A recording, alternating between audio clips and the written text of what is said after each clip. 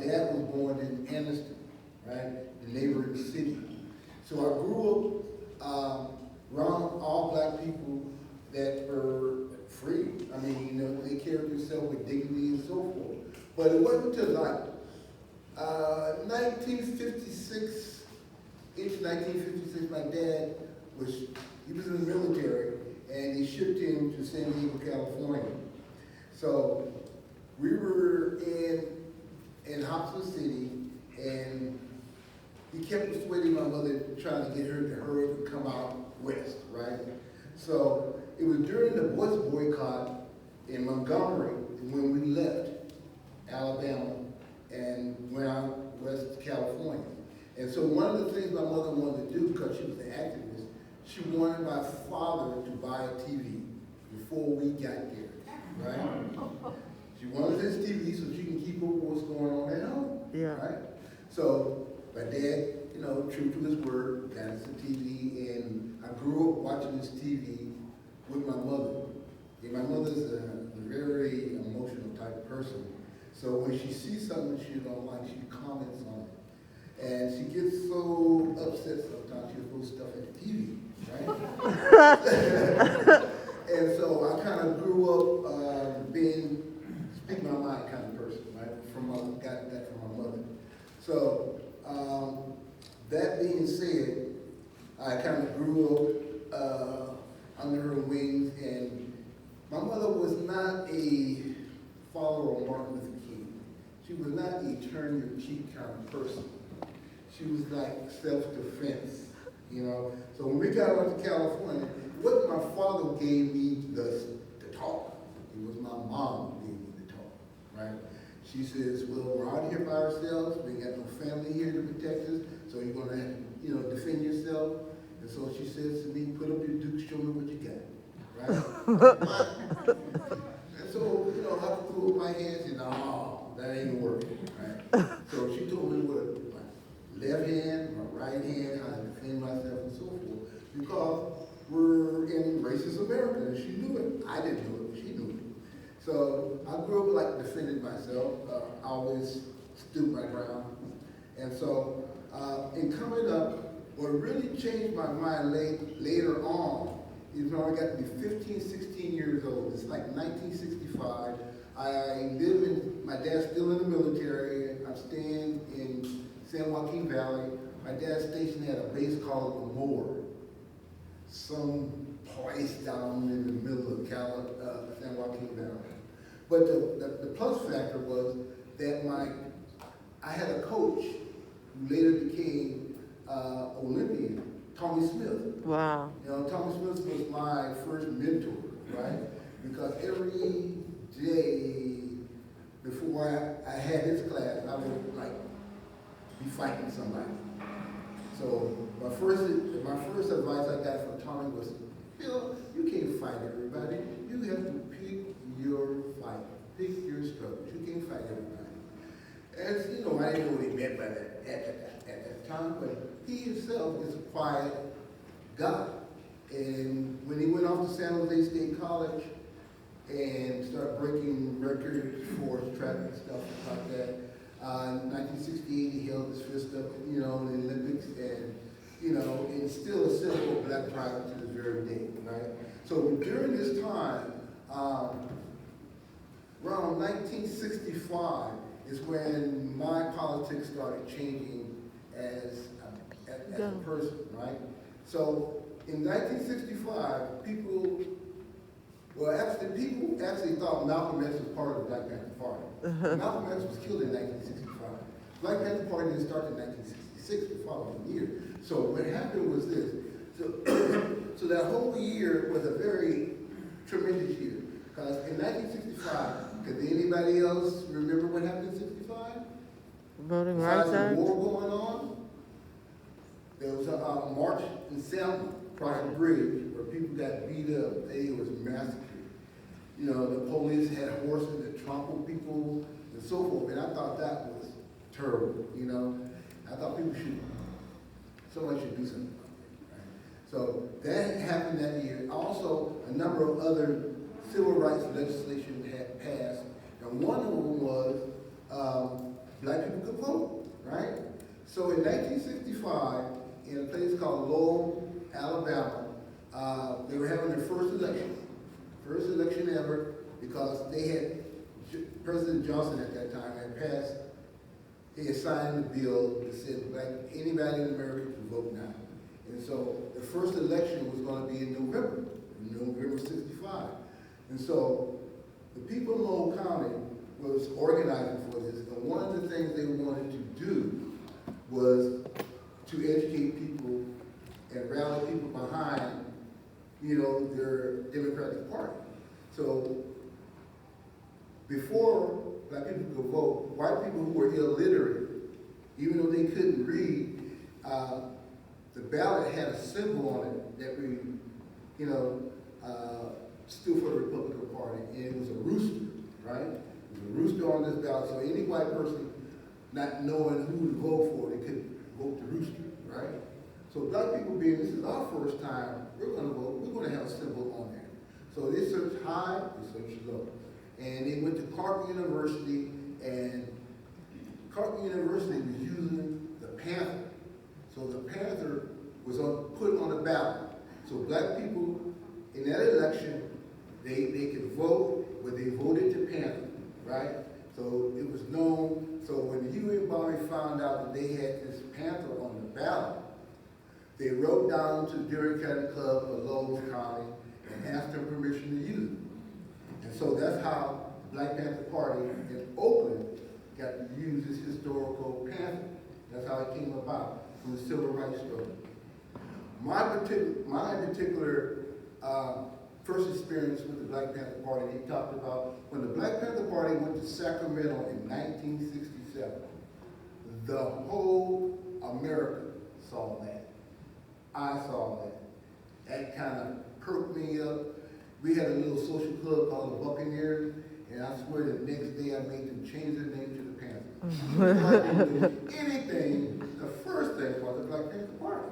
But the appearance and the way they conducted themselves, I had never seen that before in my life, right? And so that was very unique. So I'm in high school, 1968, I graduated. But actually what happened is, my dad was in the service. In the middle of my senior year, during Christmas, my dad was transferred to Coronado, California. So that means all the friends I once had, I have to go make new friends. Mm. So, but I'm only in Coronado for 5 months. Right? So, in January 1968, I said, look around here and see a lot of people who might be my age. In 1968, it was a very tremendous beginning of the year, because you had the Tet Offensive. You had the North Vietnamese fighting back and kicking America's butt. So there was a general in charge of the military. His name was Westmoreland. So Westmoreland comes on TV and says, hey, we're under severe attack. We're going to need 25,000 more troops to come over here in Vietnam and reinforce, the troops are ready. So to me, and to the rest of my people in my graduating class, he was talking about us, right? So we want no part of that, right? Yeah. So that happened in January. Also, in the same year before I graduated, Martin Luther King is killed, right? So that's another tremendous event. We mentioned before, across America, over 100 cities went up in flames, right? So you have that going on as well. So also, not only that, the next, on April 6, 1968, Bobby Hutton was killed in the city of Oakland, right? So I'm sitting in San Diego, all these things are going on, and they come up with a new system called the lottery. This is the draft system, right? So a lot of you guys, I don't know, you might know about this or not, but back in the day, selected services, when you turn 18, you had to go down to the selected service board and turn your name in, and so you could be selected to be drafted, right? So that was a big thing. A lot of people was anti-war, anti-draft. I was anti-draft because one of my early heroes was Muhammad Ali. Yep. Muhammad Ali refused to go on the principles that, hey, read the music and never did anything to me. So I took that same stance. So that happened also before I graduated. Robert F. Kennedy was killed. So in a 4 or 5 month, a lot of assassinations are going on in 1968. And so by the time the year's over, me and my best friend, who was still in Lemoore, we decided we were going to move to Oakland because the lottery, we wanted to go to a city that was big enough so our names would get lost in the masses of numbers. This is what we thought, right? So we voted. So when I graduated, the night I graduated from high school, my English teacher gave me a book, not for an assignment, but to read. And that book was the autobiography of Malcolm X. So the night I graduated from high school, I'm on the bus to Oakland reading this book. Wow. Right? So I get off the bus, and my partner picks me up. He's already there. And so I need 3 units to transfer to San Francisco State. So I started going to Lady College, right? I picked up a couple classes. And does everybody know where Lady College is? Yeah. Good. So Lady College is about 2 blocks from the Alameda County Courthouse. So I'm sitting in my 11 o'clock to my 11:50 class, and I hear this free Huey off the bill, free Huey. I mean, it's bouncing off the walls at me, right? Because, you know, it's 2 blocks away. So me and my partner bounced out of class, we followed, you know, the chants and so forth, and I run across this rally that's going on. It was like the first day of Huey's trial, right? And it was like, I've seen integrated rallies before, never like this. There was Asians, blacks, hippies, whites, Native Americans, everybody. They had some had signs saying free Huey, some had some signs saying fair trial for Huey and so forth, right? So they were walking around the Alameda County Courthouse chanting and so forth. And then Bobby Seale came and he gave a speech in front of Alameda County Courthouse. And he was talking about the same thing I read in this book, right? Yeah. So I was like, damn. So every day I started coming back to the rally, right? And so one brother recognized me from, I started buying Panther papers on campus. And a guy told me, he said, hey, we're getting ready to open an office in East Oakland on 73rd and East 14th. So one day I was getting off the bus and I seen them putting up the sign, so I went across the street and signed up. And I became a Panther in training, right? Back in those days, before you become a Panther, you had to go to the 6-week training period, right? You had to know the 10-point program by heart. You had to know the Red Book, different chapters by heart. You had to carry the Red Book with you. Also, as well, every Panther is given a geographical area where they have to do section work or work in the community. You know, my area at that time was Brookfield to Brady Park, and also San Antonio Village to 69th Avenue, right, public housing. Right. So those were my initial area. Plus, become a Panther in training, become a Panther, you had to obtain a weapon, because our organization at that time was called Black Panther Party Self-Defense. Later on, we would change the name just to the Black Panther Party, but Black Panther Party was self-defense. So that means that you have to arm yourself, get a gun, you have to learn gun safety, you have to go to the range, know how to shoot, and so forth. So all this is like a 6-month, and plus the first thing they give you, when you sign up is a book list of 35 books. Books by Fanon, Che Guevara, other revolutionaries. These are books that, Franz Fanon's book, Wretched of the Earth, you know, there's about 3 or 4 books that he had written that was on this list. So in reading his books, you definitely had to have a dictionary because he was a psychiatrist, you know, and his terms were like you have to go look them up and so forth. So that that was my initial journey in the Black Panther Party. All Panthers sold the Black Panther Party newspaper. The Black Panther Party newspaper was the #1 selling black newspaper in America. I was selling Muhammad Speaks, Jet Magazine. By 1969, 1970, we were cranking out 250, close to 300,000 newspapers a week. The party paper came out once a week, came out on Wednesdays, cost a quarter, right? So in the very beginning, the paper was like, the first newspaper was 11 by 14 two-sided sheets of paper, right? And so Huey and Bobby wanted a tabloid style paper, right? Just like the Berkeley Bar and the rest of them, right? But nobody would print our paper. We were too black, too revolutionary. So Eldridge knew a guy named Stu Allen, who worked for the Berkeley Bar, and they were friends. And so he told Big Man Howard, who was an original member of the Black Panther Party, hey, check with Stu and see, who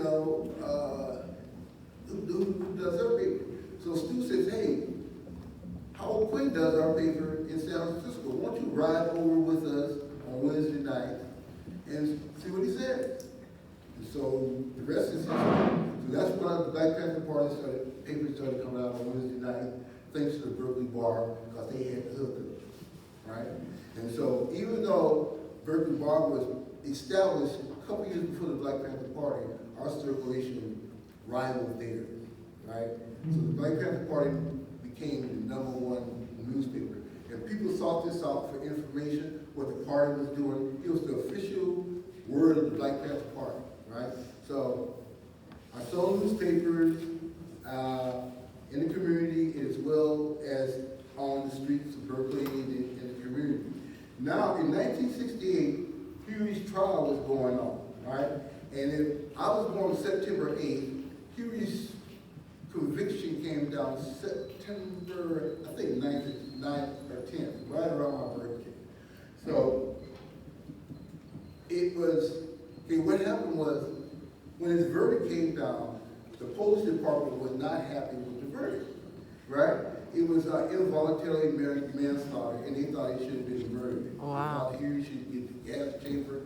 So that night, they came to our office, which was located on 45th and Grove Street, and shot it up.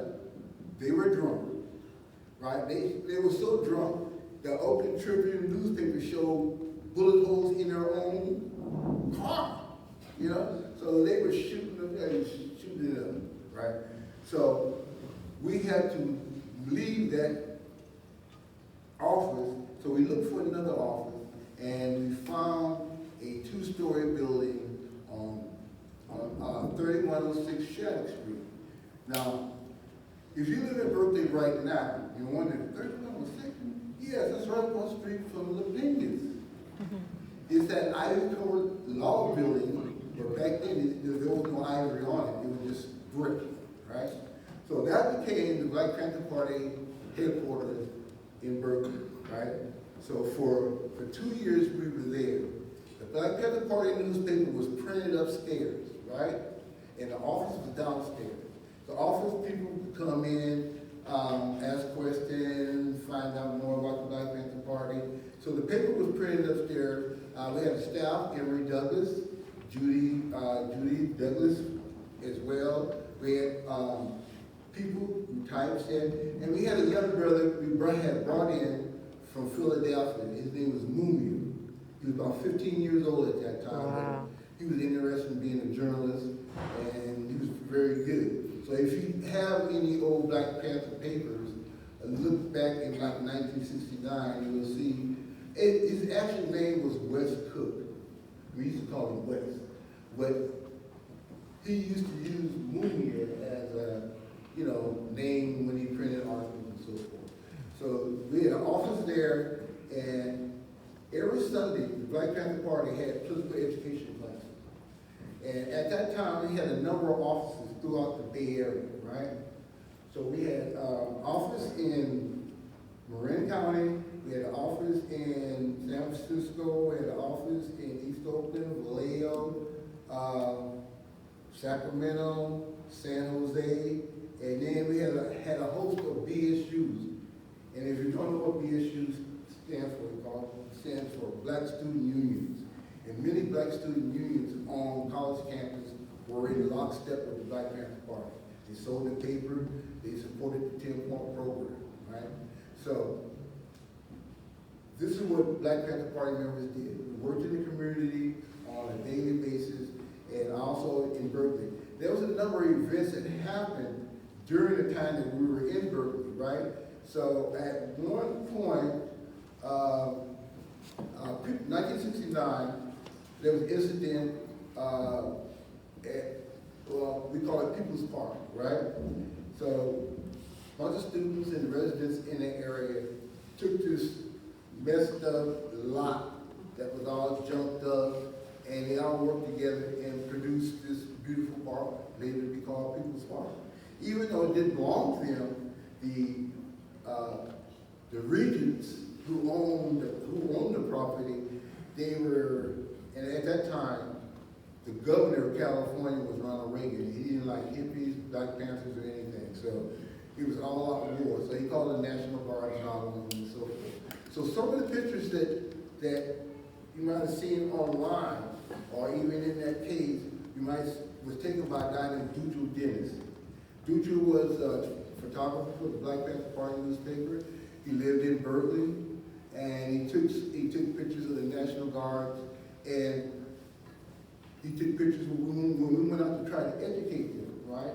Because most of those guards was not from this geographical area. They were brought in from the valley somewhere, so they're not hip to what's going on, kind of nervous, you know. So we made it our effort to go out and try to educate them, bring them Panther papers, give them Panther papers, and talk to them about our programs, right? Which in the newspaper came out later that it was a good idea that we did that because it eased the tensions between, you know, the young soldiers. Because most of those National Guards were 18, 19, 20 years old, right? So those kind of things happened. Berkeley was very active at that time. So in 1969, we had a big conference called United Front Against Fascism, right? And so what happened, we brought a lot of progressive forces together to stop the stem of fascism and explain to people what it was and try to have programs to work together. Now, this is before the concept of Rainbow Coalition came about, right? And this came about by a young brother in worked at our office in Chicago, Fred Hampton, right? And he started organizing different gangs and different groups to do political work in the community. And you know, the Puerto Rican community, poor white community, Asian community, as well as the Black community. And so they worked together on common goals and became known as the Rainbow Coalition. But the Black Panther Party had believed that anyway. We were internationalists from the get-go, right? So when we were talking about black power to black people, we were talking about red power to red people. We were talking about yellow power to yellow people. And a lot of times people didn't realize that that consciousness in them. By saying those things and showing unity, that actually motivated people's political consciousness, right? So the Black Panther Party worked with many groups, you know, the United Farm Workers, the Red Guard, the Brown Beret, the PTA, any group that wanted to go forward and do something progressive in the community. So to say that, we started building in Berkeley, right? So we had allies with a number of groups, and one of the groups was National Committee to Combat Fascism. And so I'm going to have David Levison, who worked as a member of the committee, to talk about things they did in the community, how they worked with the Black Panther Party. Now this is a little known fact that they were part of the Black Panther Party.